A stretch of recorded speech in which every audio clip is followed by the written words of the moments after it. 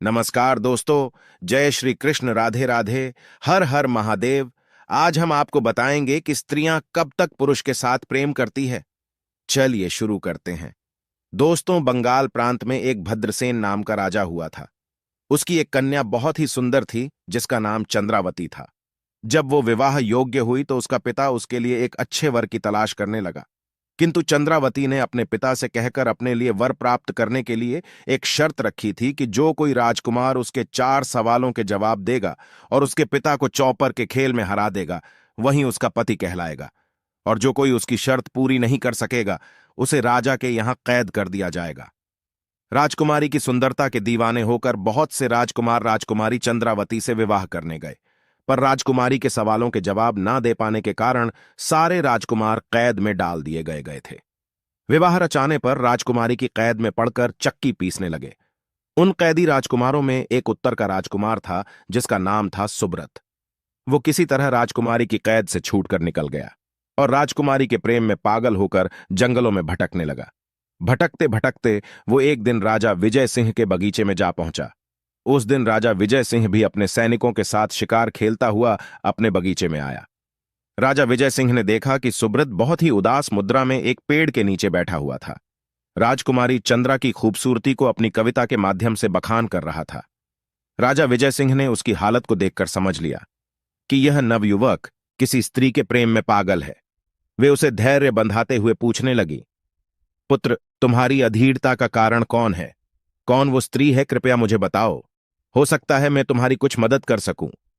राजा विजय सिंह के पूछने पर राजकुमार सुब्रत ने अपना सारा हाल कह सुनाया कि बंगाल के महाराजा भद्रसेन की रूपवती कन्या चंद्रा के प्रेम में पागल है और वो जब तक राजकुमारी चंद्रा उसे नहीं मिलेगी वो ऐसे ही पागल बना रहेगा।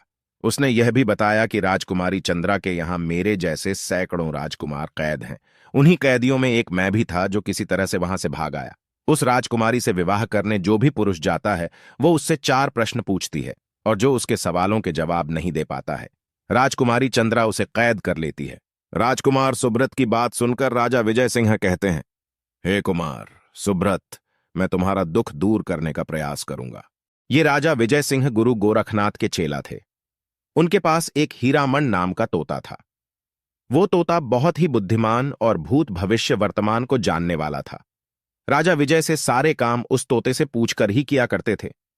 जब राजा विजय सिंह ने राजकुमारी चंद्रा के बारे में उस तोते से पूछा तो तोते ने बताया कि राजकुमार सुब्रत राजकुमारी चंद्रा को भूल जाए, इसी में उसकी भलाई है, वरना राजकुमारी के फंदे में पड़कर उसकी जान भी जा सकती है। राजकुमार कहता है, मेरे प्राण भले ही चले जाएं, लेकिन एक बार मैं राजकुमारी चंद्रा से आलिंगन कर लूं तो मेरा जीवन सफल हो जाएगा। राजकुमार का ऐसा पागलपन देखकर राजा विजय ने तोते से कहा, हे तोता, ये राजकुमार चंद्रा के वियोग में मर भी सकता है, इसलिए कैसे भी इसकी यह अभिलाषा पूरी करवा दीजिए। और मैंने भी राजकुमार को वचन दिया है कि मैं उसे राजकुमारी चंद्रा से मिलवाऊंगा और उसका दुख दूर करूंगा। हे तोता, तुम बंगाल में चले जाओ और राजकुमारी चंद्रा की हां ले आओ। तब तोता कहता है, महाराज, बंगाल प्रांत के सारे लोग जादूगर होते हैं। यदि उन्होंने अपने जादू से मुझे पकड़ लिया तो हो सकता है कि मैं ना लौट पाऊं। फिर भी तुम्हारा काम करने के लिए मैं बंगाल जा रहा हूं। तुम मेरे पंखों में मोती पिरो दो ताकि मैं राजकुमारी का ध्यान अपनी ओर खींच सकूं। इस प्रकार तोता के कहने पर राजा विजय सिंह ने तोता के पंखों में कीमती मोतियों को पिरवो दिया और बंगाल में भेज दिया। तोता कई दिनों में उड़ता हुआ बंगाल में जा पहुंचा और राजकुमारी चंद्रा की चित्रकारी पर जाकर बैठ गया। राजकुमारी की दृष्टि जब उस तोते पर पड़ी तो वो तोते की खूबसूरती को देखते ही रह गई। फिर तोते ने राजकुमारी से पूछा, हे मृगनयनी, तुम मुझे एक बात बताओ, तुम किस कारण से अब तक कुंवारी हो? क्या कोई राजकुमार तुम्हें बिहाने नहीं आया? तोते की ऐसी बात सुनकर राजकुमारी ने सोचा, ये तोता जरूर कोई राजा का बेटा है। ये तोते का रूप बनाकर मेरा भेद लेने आया है। मैं इसे बातों में बहला फुसलाकर कैद कर लेती हूं। यही सोचकर राजकुमारी ने तोते की बात का जवाब देते हुए कहा, तोता, विवाह करना तो मैं चाहती हूं। मेरे पिता ने कई देशों में राजकुमारों की तलाश भी की, पर पिछले जन्म में ना जाने मैंने कितने पाप किए हैं, मुझे वर ही नहीं मिलता है। तब तोता कहता है, हे राजकुमारी, यदि बुरा ना मानो तो आप हमारे राजकुमार से विवाह कर लो, तुम्हारी जोड़ी खूब जमेगी। वो राजकुमार रूप, गुण और बल से आपके ही योग्य है। राजकुमारी मीठी मीठी बातों में तोता से कहती हैं कि तोता, यदि ऐसी बात है तो तू मेरा विवाह करवा दे, ले ये मेरी अंगूठी ले जा और अपने राजा को दे देना। तोता जैसे ही अंगूठी लेने के लिए उसके पास पहुंचा, उसने झट से तोते को पकड़ लिया। राजकुमारी हाथ में छुरी लेकर तोते को मारने को हुई तो तोता बात बनाकर बोला, ऐ नादान राजकुमारी, तुझे मुझे मारकर भला क्या मिलेगा? अगर तू मुझे जीवित रखती है तो मैं तुझे गुरु गोरखनाथ से सीखी हुई संजीवनी विद्या तुझे सिखा सकता हूं। आजमाइश करने के लिए तुम मुझे मारकर उस विद्या से मुझे जीवित कर लेना। मृत संजीवनी विद्या सीखने का लालच राजकुमारी के मन में आ गया। तब तोते से बोली, ये विद्या मुझे अभी सीखा दो तो मैं तुझे अभयदान दे दूंगी। तोता कहता है, राजकुमारी चंद्रा, मैं अपनी विद्या हमेशा अकेले में सिखाता हूं। तुम अपने सेवकों को, अपनी दासियों को महल से बाहर भेज दो और मुझे अपने हाथों से आजाद करो। मैं तुम्हारे कान में मंत्र पढ़ूंगा, उसे ध्यान से सुन लेना, तुम विद्या सीख जाओगी। राजकुमारी चंद्रा भी विद्या सीखने के लालच में तोता की बातों में आ गई। उसने अपने सेवकों को भी महल से निकाल दिया और मंत्र बताने के लिए तोते को भी आजाद कर दिया। तोता अपनी चोंच राजकुमारी के कान तक ले गया और उसने राजकुमारी चंद्रा के गाल में ऐसी चोंच का प्रहार किया कि उसके गाल से रक्त बहने लगा। गुस्से में राजकुमारी ने दासी से कहकर अपना बाज मंगाया।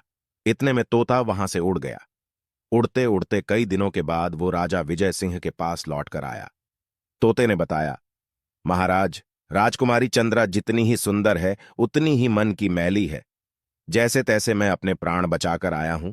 विजय सिंह ने सोचा, चलो जो भी है, मैंने राजकुमार सुब्रत को वचन दिया है, मैं उसे निभाऊंगा। आगे वह उसे पाकर खुश रहे या दुखी रहे, मुझे इससे कोई मतलब नहीं। इतना कहकर राजा विजय सिंह राजकुमारी चंद्रा के यहां चल दिया। कुछ दिनों के बाद जब वो बंगाल में पहुंचा तो उसने राजकुमारी से सवाल पूछने को कहा। राजकुमारी ने राजा विजय सिंह को अपनी शर्त सुनाई कि प्रश्नों के जवाब न देने पर मैं बंदी बनाकर उसे अपने यहां कैद में डाल देती हूं। राजा विजय सिंह बोले, मुझे तुम्हारी शर्त मंजूर है। और फिर राजकुमारी ने अपने प्रश्न पूछे और राजा ने सारे उत्तर दे दिए। तब राजकुमारी राजा विजय सिंह से विवाह करने के लिए राजी हो गई। तब राजा विजय सिंह कहते हैं, राजकुमारी, मैंने तुम्हारी शर्त अपने लिए पूरी नहीं की। तुम तो मेरे लिए बेटी के समान हो। मैं तुम्हारा विवाह राजकुमार सुब्रत से कराऊंगा, जो तुम्हारे प्रेम में अपना राजपाट छोड़कर जंगलों में पागलों की तरह भटक रहा है। इस प्रकार राजा विजय सिंह ने सुब्रत का विवाह राजकुमारी चंद्रा से करा दिया। विजय सिंह तो अपने नगर को लौट गए, पर राजकुमार सुब्रत अपनी रानी चंद्रा के साथ वहीं रहने लगा। काफी दिन तक ससुराल में रहता रहा और एक दिन अपने ससुर से विदा लेकर जहाज पर सवार होकर अपने वतन को लौट रहा था। रास्ते में भयंकर तूफान में जहाज पलट गया। राजकुमार सुब्रत एक तख्ते पर उछलता किनारे पर जा पहुंचा। उधर उसकी पत्नी चंद्रा भी उससे बिछड़कर एक वनों की नगरी में जा लगी और लोगों ने उसका सारा माल जेवर लूट लिया और उसे छौट ढांच दिया। राजकुमारी चंद्रा भूखी प्यासी कई दिन तक जंगलों में भटकती रही। उसी जंगल में चित्रकेतु नाम का एक राजकुमार शिकार खेलने आया था। राजकुमारी चंद्रा को देखकर वो उस पर मोहित हो गया। राजकुमारी चंद्रा भी उसकी सुंदरता पर मोहित हो गई। उसे अपने पति का तनिक भी ख्याल नहीं आया। वो राजकुमार चित्रकेतु के साथ उसके यहां रहने लगी। उधर राजकुमार सुब्रत अपनी स्त्री को खोजता हुआ कई दिनों के बाद चित्रकेतु के नगर में पहुंचा। वहां एक कुएं पर कुछ पनिहारी स्त्रियां पानी भर रही थीं और वो कह रही थी कि राजकुमार समुद्र के किनारे से किसी सुंदर राजकुमारी को लाया है, जो अपने बगीचे में बने महल में रखता है। सुब्रत सौदागर के बगीचे में पहुंच गया, जहां उसकी मुलाकात उसकी पत्नी चंद्रा से हुई। उसने तो सोचा था कि इतने दिनों के बाद मिले हैं, देखेगी तो लिपटकर रोने लगेगी, पर उसने तो उसे देखते ही मुंह फेर लिया, सुब्रत को पहचानने से इनकार कर दिया और कहा कि वो यहां से चला जाए, वरना उसका पति आ गया तो उसे जीवित नहीं छोड़ेगा।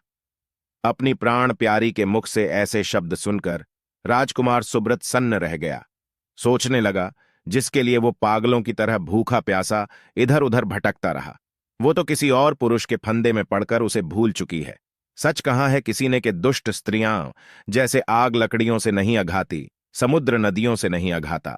दुष्ट स्त्रियां पुरुषों से नहीं अघाती। दूसरी बात ऐसी स्त्रियों के विषय में कहा गया है कि जैसे राजा अपने निकट रहने वाले व्यक्ति से ही प्रेम करता है, चाहे वो व्यक्ति मूर्ख हो, बुरी परिवार का हो या सभ्य हो। जैसे लताएं अपने निकट रहने वाली वस्तु से लिपटती रहती है, उसी तरह स्त्रियां संपर्क में रहने वाले व्यक्ति को ही अपना प्रेम प्रदान करती है, चाहे वो कुरूप हो या दुष्ट परिवार का हो।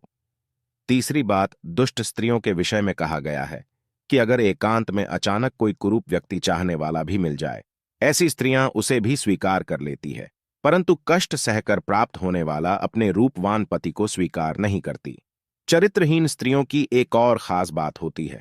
अगर कोई पुरुष उन पर अत्यधिक आसक्त हो जाता है तो वो उनके लिए प्राण त्यागना के लिए भी तत्पर रहता है, परंतु उसके साथ खेलती है और वे उसे ठीक से भाव नहीं देती। ऐसी स्त्रियां तभी तक पुरुषों का प्रिय कार्य करती हैं जब तक उन्हें यह पता नहीं चलता है कि यह मुझ पर दिलोजान से आसक्त हैं। दोस्तों, राजकुमार सुब्रत चंद्रा का मोह त्याग कर चुपचाप वहां से लौटकर चला गया। दोस्तों, आपको हमारी यह वीडियो कैसी लगी कमेंट करके बताएं और चैनल को सब्सक्राइब अवश्य करें।